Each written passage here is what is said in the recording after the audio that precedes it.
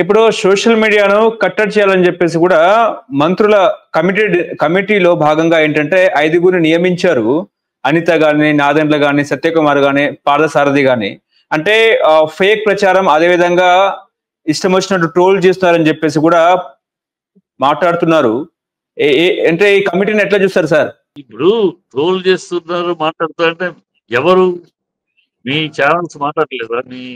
మీ కూటమి ప్రభుత్వానికి బడ్జెట్ చేసే ఛానల్స్ దాంట్లో వచ్చి మాట్లాడేవాడు ఒక్కొక్కడు ఎంత హీనంగా ఎంత దారుణంగా మాట్లాడుతున్నాడు, ఎంత ఇబ్బందికరమైన భాషలు మాట్లాడుతున్నారు.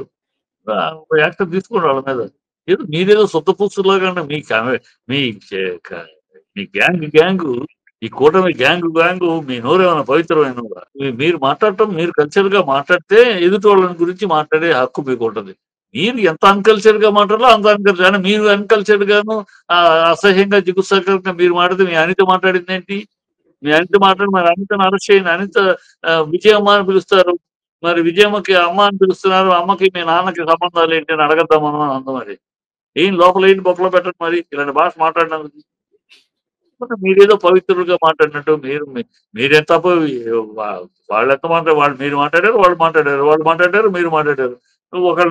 ఒక దోషికి మరొక దోషిని ఎత్తి చూపే అధికారం ఉండదు. మీరు శుద్ధపూసలై మీరు చాలా పవిత్రంగా చాలా గౌరవంగా మాట్లాడే వ్యక్తులైతే మీరు ఇంకోటి పోలీసు వాడిని నా కొడక అన్న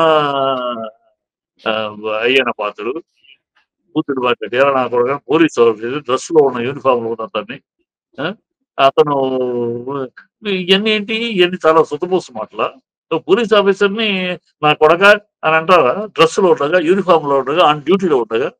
నేను సాగుతుంది, మీకు అధికారంలో ఉన్నారు, సాగుతుంది. మీరు ఏం మాట్లాడినా చెల్లుబాటు అవుతారని మీ మీడియా పెట్టుకుని మీరేమో దౌర్భాగ్యంగా దుర్మార్గంగా ఏం మాట్లాడాలని మాట్లాడేస్తారు. ఏ నోటికి ఏమొచ్చినా మాట్లాడేస్తారు. దొబ్బి తినడానికి వచ్చిన బూతు మాట మాట్లాడినా మీకు సమ్మగా ఉంటుంది. బూతులు పబ్లిక్ మీటింగ్ లో, పబ్లిక్ మైక్ లో ఇది సమ్మగా ఉంటుంది. ఇంకొకళ్ళు మాట్లాడేటప్పటికి ఏదో ఇష్టం వచ్చాడు వాడేస్తారు, వాడు ఇష్టం వచ్చాడు. ఇప్పుడు కోర్టులు ఒకవేళ వాళ్ళ మీద కేసు పెట్టినా కూడా 41A నోటీసులు ఇవ్వండి అన్నట్టు కూడా కోర్టులు చెప్తున్న పరిస్థితి. అంటే ప్రభుత్వం ఎందుకు ఇన్ని ఆంక్షలు పెట్టింది అనుకోవచ్చు. సోషల్ మీడియా లాంటి వ్యవస్థలు కంట్రోల్ చేయడానికే 5గురు మంత్రులు కమిటీలు అన్నారు.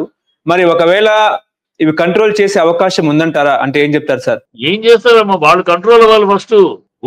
మీరు చెయ్యి ఎదుటి వాళ్ళని చూపించారు, 4 వేలు మిమ్మల్ని చూపిస్తున్నాయి, అది తెలుసుకోవాలి ఈ కమిటీ.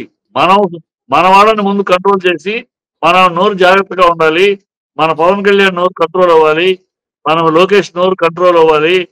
మన నోర్లు మనం ముందు కంట్రోల్ చేసుకుని ఆ తర్వాత అలా కంట్రోల్ తప్పి మాట్లాడే వాళ్ళు ఎవరినైనా సరే యాక్షన్ తీసుకోండి.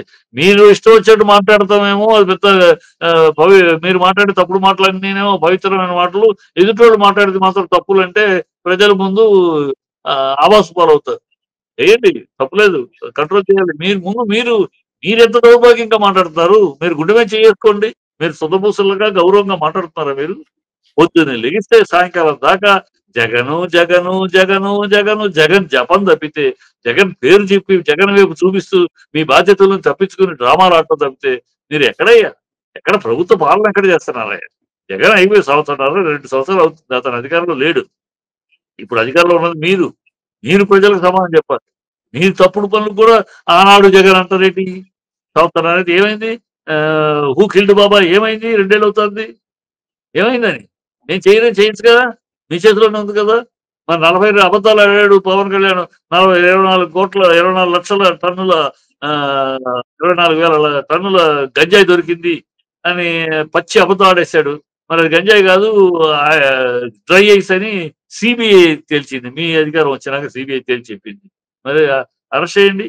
ఇలాంటి పచ్చి పచ్చి అబద్ధాలు మాట్లాడి ప్రజలను భ్రమలోకి తీసుకెళ్లి అసలు కాకినాడ ఆంధ్ర రాష్ట్రం అంతా గంజాయిమయం అయిపోయిందని ప్రజలు మర్యాదను తీసేసిన అరెస్ట్ చేయండి. 32,000 అమ్మాయిలు మిస్ అయిపోయారు, నాకు ఎవడో ఆఫీసర్ చెప్పాడు. అందుకే ఇప్పుడు ఆఫీసర్ ఎవడు? అది అబద్ధం తెలిసిపోయింది కదా. ఆఫీసర్ ఎవడు? చెప్పిన ఆఫీసర్ పేరు బయటపెట్టు. ఆఫీసర్ ఎవడో వాడు అంత చూద్దాం. ఏంటి వాడు అబద్ధాలు ఎందుకు ప్రమోట్ చేశాడు? వాడు ఎందుకు అబద్ధాలు చెప్పాడు? నువ్వు ఎందుకు నమ్మవుతాయని చెప్పు, చెయ్యి. అట్ల నుంచి యాక్షన్ తీసుకోండి ఫస్ట్. గాలి మాటలు మీరేమో చెత్త, వాగుడు, అబద్ధాలు, డ్రామాలు, ఇష్టం వచ్చిన భాష, నోటికి వచ్చినట్టు మీరు మాట్లాడతారు. ఇతరులు మాట్లాడితే యాక్షన్ అంటే ఇప్పటికే సోషల్ మీడియా యాక్టివిస్టుల మీద దాదాపుగా బిఎన్ఎస్ సెక్షన్ 311 ని ప్రయోగించారని చెప్పేసి కూడా ఇటు వైసీపీ పదే పదే ఆరోపిస్తున్నది. నిజమే అంటారా? అవునా? ఆ కిషోర్ ఏం చేశారు? నిన్నగాక మొన్న జూనియర్ ఎన్టీఆర్ తల్లిని మాట్లాడిన తెలుగుదేశం ఎమ్మెల్యేని ఏం చేశారు? అరెస్ట్ చేశారా? బొక్కలు పెట్టారా? మందలు ఇచ్చారు. ఏంటి మందలు ఇచ్చేది? నీ అమ్మని నేను తిడితే మందలు ఇస్తావా నువ్వు? మందలు ఇచ్చటం తల్లిని తిట్టిన వాడిని లోపలే ఇస్తావా? మందలు ఇచ్చారు. నీ తల్లిని తిట్టారని చెప్పి లోకేష్ తెచ్చుకున్నావు కదా. నీ తల్లి లాంటిది కదా ఎన్టీఆర్ తల్లి. మరి నోరు మెదపలేదే. తప్పు. తల్లిని ఇలా మాట్లాడతారా అని అనలేదే. మందలు ఇచ్చారట చంద్రబాబు గారు. ఏంటి మందలు ఇచ్చేది? నువ్వు మాట్లాడు. అంటే దీన్నే గిల్లి జోలపాటు అంటారు. నువ్వేం మాట్లాడేసి మీ వాళ్ళని మాట్లాడమంటావు. తర్వాత మందలింపు తప్పు నేను అంగీకరించను. నువ్వు అంగీకరించేది యాక్షన్ తీసుకుంటే అంగీకరించనే మాట నాకు అర్థం ఉంది. నిన్నగాక మొన్న బాలకృష్ణ పరువు తీశాడు. దానికి సమాధానం చెప్పండి. అబద్ధం ఎన్నాడు మీరు ఆడింది జగన్ అవమానించారనే మాట పచ్చి అబద్ధం. అది ఎవరు కాలేదని గట్టిగా చెప్పాడు. అదే చిరంజీవి కూడా ఓపెన్ చేసి చెప్పాడు. చాలా మర్యాద జరిగింది, చాలా గౌరవంగా జరిగిందని. అదే నారాయణమూర్తి ఏ పార్టీ సంబంధమైన నారాయణమూర్తి కమ్యూనిస్ట్ కూడా అది లేదని మనం చాలా గౌరవంగా, ఎందుకంటే ఆ రోజు తను కూడా ఉన్నాడు, మా చాలా గౌరవంగా చూశారు, గౌరవంగా అవమానం అనేది జరగలేదు, తప్పు అది అని అన్నాడు. మరి ఇప్పుడు దానికి క్షమాపణ చెప్పండి. దాన్ని అతిగా రాజకీయానికి వాడుకున్నాం, ఈ పచ్చి అబద్ధాన్ని ప్రమోట్ చేసాం. చెప్పండి. ఇష్టం వచ్చాడు బూతులు మాట్లాడతారా? ఇష్టం వచ్చాడు నోటికి వచ్చింది మాట్లాడేస్తారా?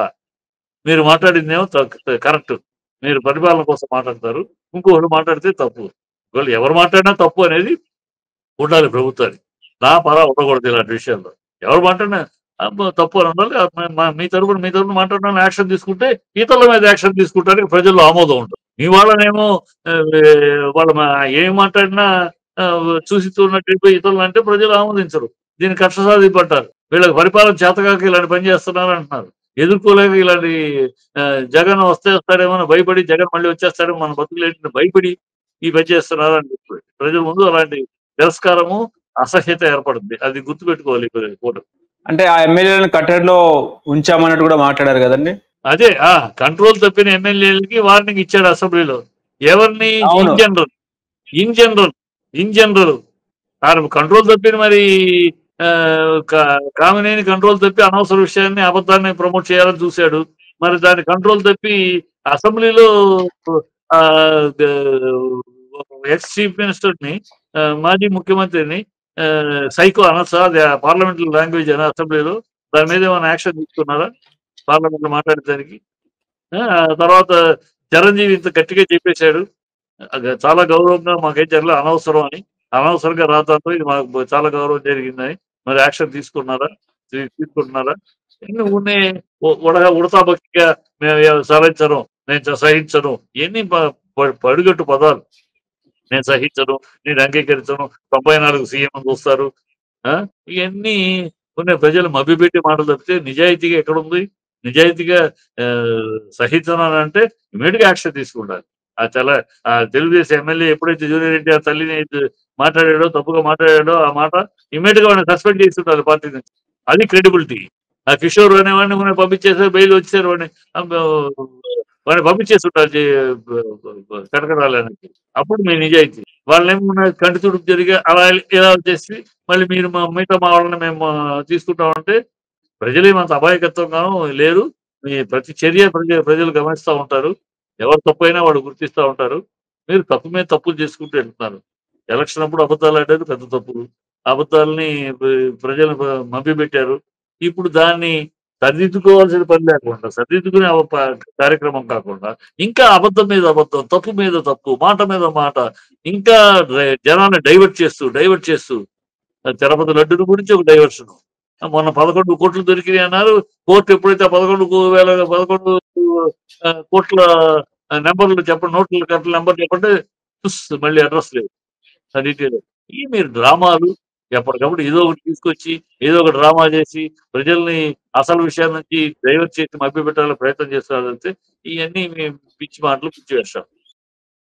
ఇప్పుడు బాలకృష్ణకు మినిస్టర్ కావాలని చెప్పేసి కూడా వార్తలు వస్తున్నాయి. ఆయన మినిస్టర్ పదవి కావాలని కోరుకుంటానని చెప్పేసి ఒక చర్చ నడుస్తా ఉంది. ఇవన్నీ గాలి వార్తలు. గాలి వార్తలు పట్టుకుని నువ్వు అడగటం నేను చెప్పడం అనవసరం. గాలి వార్తలు. హలో, తెలుగు రాజ్యం ఛానల్ చూస్తున్నారా? సామాజిక రాజకీయ జీవన చిత్రణే తెలుగు రాజ్యం. అతిశయోక్తులు అసత్యాలు ఉండవు. రాజకీయ కోణం కాదు, ప్రజా కోణమే కొలబద్ద. తెలుగు రాజ్యం వీక్షణ మీ ఉత్తమ అభిరుచికి నిదర్శనం.